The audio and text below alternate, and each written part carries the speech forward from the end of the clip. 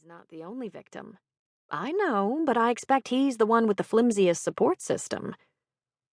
Lexie couldn't dispute that. It was the same conclusion she'd drawn as she'd wandered around his isolated property this afternoon. However, she had no intention of feeling sorry for him.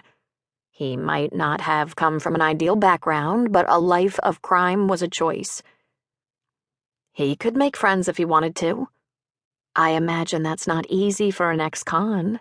I'm sure prison life, let alone what came before, can reduce a man's self-esteem to rubble, and he'll always carry a certain stigma in some folks' minds.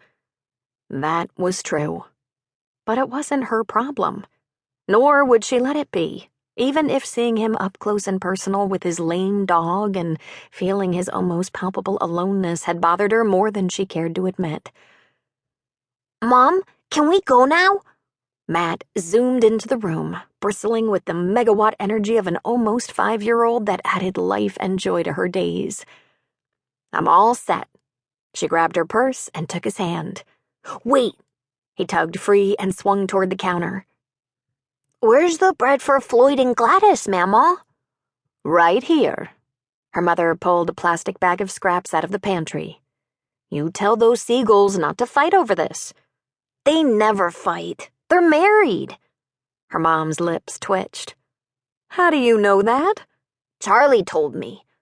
Ah, then it must be true. That man has a sixth sense about all God's creatures. You two have fun. Me and Mom always have fun. Matt grinned at her. Vision misting, she smoothed down the feisty cowlick he'd inherited from his father. Touched the tip of the aquiline nose that also came from paternal genes.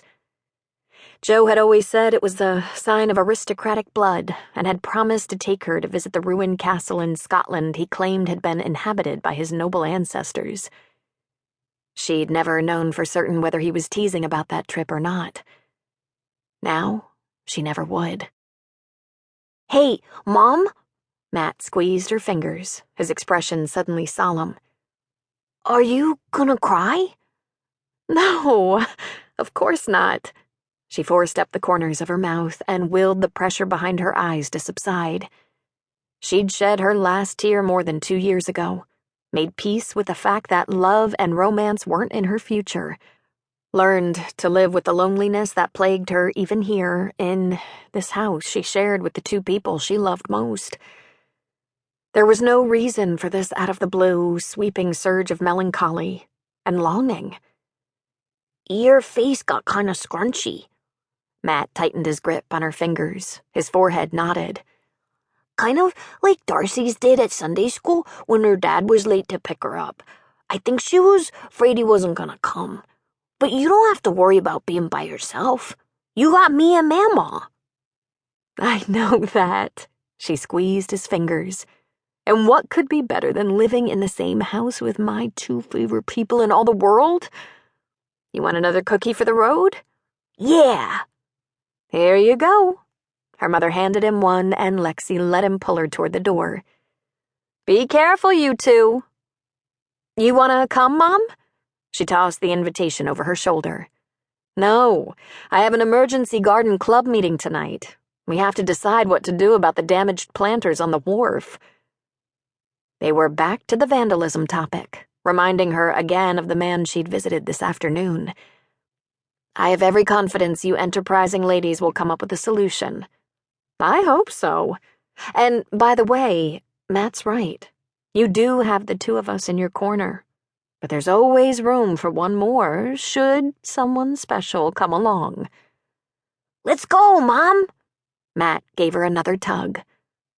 She followed her son through the door without responding to her mother's comment. Because the woman who'd nurtured her for 35 years was wrong. There wasn't room for anyone else in her life.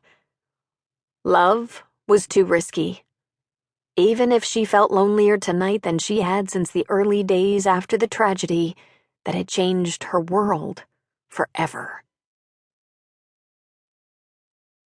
May I join you for lunch? From his perch on the dike surrounding one of the budding beds at Harbor Point Cranberries, Adam shaded his eyes and looked up at Luis Dominguez. Sure.